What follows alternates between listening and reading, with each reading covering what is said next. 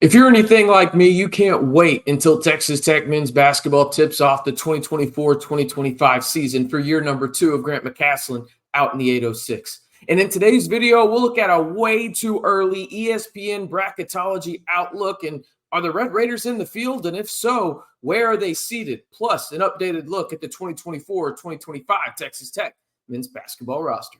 Hey, how's it going, everybody? It's RC Maxfield here for the Back to 12 podcast. And if you want more 100% free Texas Tech men's basketball videos here on the channel, all you got to do is 3 things. Let me know by simply liking the video, hitting that subscribe button, and maybe most importantly, turning on that notification bell so you're instantly notified anytime we update you with the video here on the channel. We'll be talking Texas Tech football quite a bit, but don't get it twisted. We'll have plenty of content around the Red Raiders on the hardwood as well. So if you want to stay in the know and join the fastest growing and, well, the largest group of Texas Tech fans here on YouTube, simply like the video, hit that subscribe button, and turn on that notification bell. All right, let's look at the roster as of June 20th, and really not much has changed over, well, really the past 3 weeks since JT Toppin has committed to the Scarlet and Black. You can see it at the bottom of your screen right there. You got D5, Chance, the aforementioned JT Toppin, Kevin Overton, Fetty Squared. Then you've also got Elijah Hawkins. Those last 4 names are the 4 from the transfer portal for the Red Raiders. You got Leon Horner and Christian Anderson, the 2 high school commits for Texas Tech. Then you've got the returning Kerwin Walton, Devan Cambridge, Eemeli Yalaho, as well as the 2 walk-ons in Jack Francis and Jazz Henderson Jr. As of right now, the Red Raiders have 2 open scholarships, and then it's June 20th. I don't know if they will use another one. I think it'll be interesting to monitor that. But as of right now, Texas Tech has a little bit of flexibility. But it looks like a lot of rosters across the country are keeping open a scholarship or 2 just in case something happens. But, well, that's where the Red Raiders are right now in terms of, well, the roster for next season. Let's take a look at this Bracketology outlook, and here we go. Let's jump right into it. As you can see on your screen, Kansas is a number 1 seed, and they are the number 1 overall seed, according to ESPN in this way too early 2025 Bracketology. Then you've got Alabama, UConn. Looking for a 3P are the Huskies, and then Houston. So 2 Big 12 teams come in as number 1 overall seeds. And then you start to look, okay, where are the other Big 12 teams? You can see them at the bottom of your screen here in just a second. You've got Kansas and Houston. The only 2 seeded, the Iowa State Cyclones. Arizona, yes, the Wildcats of Arizona are in the Big 12. They're a 3 seed alongside the Baylor Bears. Cincinnati, the Bearcats, a team that I think is maybe one of the most underrated in the entire country, is a projected 5 seed. And yes, I know that sounds crazy in terms of saying they're underrated as a 5 seed in this way too early Bracketology outlook. They're really good. Wes Miller is one of the better coaches in America. Speaking of one of the better coaches in America, your Red Raiders, Grant McCasland, comes in as a 5 seed in this way too early Bracketology outlook, with K-State as a 9 and BYU as a 9. In this way too early projection, the Big 12 has 7 of the top 25 seeds, and 9 overall teams make the NCAA tournament. Texas Tech would be a 5 seed, as I just mentioned, and they would play in Cleveland, as you can see on your screen, against, well, McNeese State. That team has a pretty good coach. I'll say that. There's no doubt about it. And for me, as again, you can take one last look here before I get into my analysis of this. We might throw it back up here on the screen in just a second. This seems right.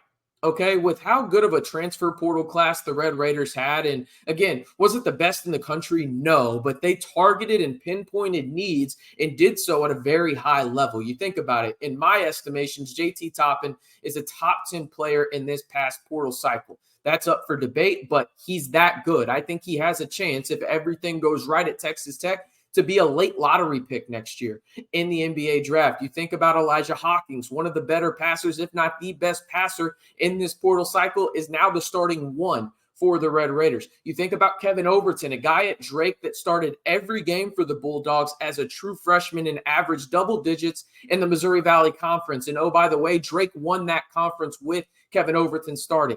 Then you think about Fetty Squared. Well, he played at Pitt, and he played a predominant role in that starting lineup for the Pitt Panthers, a team that probably underachieved last year up there in Pittsburgh, but he does have NCAA tournament experience. He is an anchor on the defensive end and an absolute lob threat in the pick and roll. So they went out and they identified certain players and did so at a really high level. But I think people underrate the fact of, okay, we talk about the portal quite a bit, right? If you're the Red Raiders, I think even more so, you have to give credit to this staff for keeping guys around and high quality talent around and high quality guys in terms of character. You think about it, D5, all Big 12 selection, third team should have been a second teamer, but don't let me get on that tangent. Chance McMillian, one of the best playmaking guards in the Big 12, let alone one of the best shooters in the Big 12. Speaking of best shooter, Texas Tech returns him in Kerwin Walton. He is the best shooter in the Big 12 returning.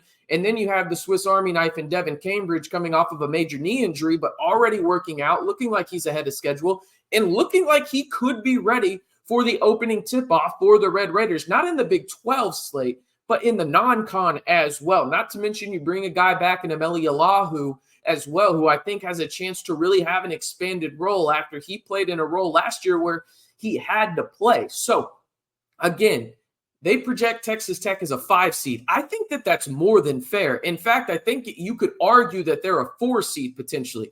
That being said, going back and looking at this, how loaded is the Big 12? I mean, this is absolutely nuts what we're talking about here. Again, the teams in the top 5 seeds, there's 7 of them.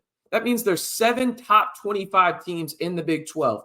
The number 1 overall seed in Kansas, Houston has that argument as well. Then you've got Iowa State returning a bunch of talent up there for TJO. Arizona comes in. I mean, they've struggled early in the tournament, but they're still a really good program. They're a 3 seed. Baylor went out and spent an absolute bag after keeping Scott Drew. I've already talked about Wes Miller up there in Cincinnati. Then Texas Tech as the last 5 seed. You're talking about legitimately 7 teams right there where it would not shock me if any of those teams made the second weekend. And I would even throw Kansas State in there with Jerome Tang and then maybe even BYU as well. Like, there's 9 teams in the Big 12 where I could make the argument that they make the second weekend of the NCAA tournament, which is crazy to say. I mean, you have the odds-on favorite to win the title, one of the top 4 teams in terms of winning from the odds perspective in Houston as well, alongside as the aforementioned Kansas. You got Iowa State, a dark horse that I think people are going to pick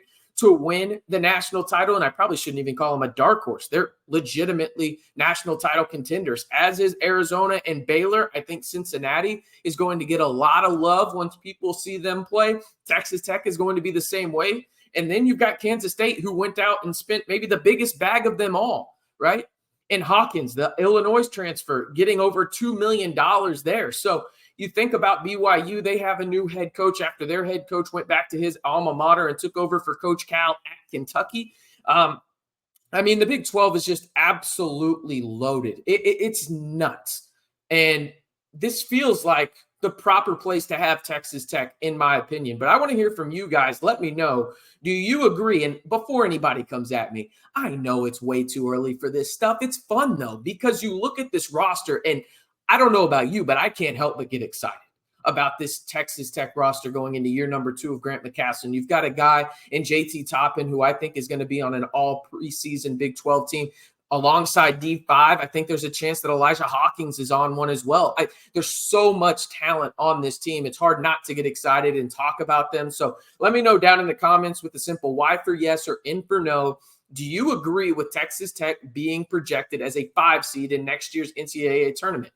Again, I get it. It's way too early, but let's have some fun. Indulge me down in the comments below. And if you haven't already, be sure to like the video, hit that subscribe button, and turn on that notification bell to join the largest group of Texas Tech fans here on YouTube. This is the largest independently owned Texas Tech YouTube channel. There's nobody close. We're doubling, tripling some other channels, and we're giving you daily videos 100% free and quick, okay? Nobody else is doing that for you. So join the Back to 12 squad by simply liking the video, hitting that subscribe button, and turning on that notification bell.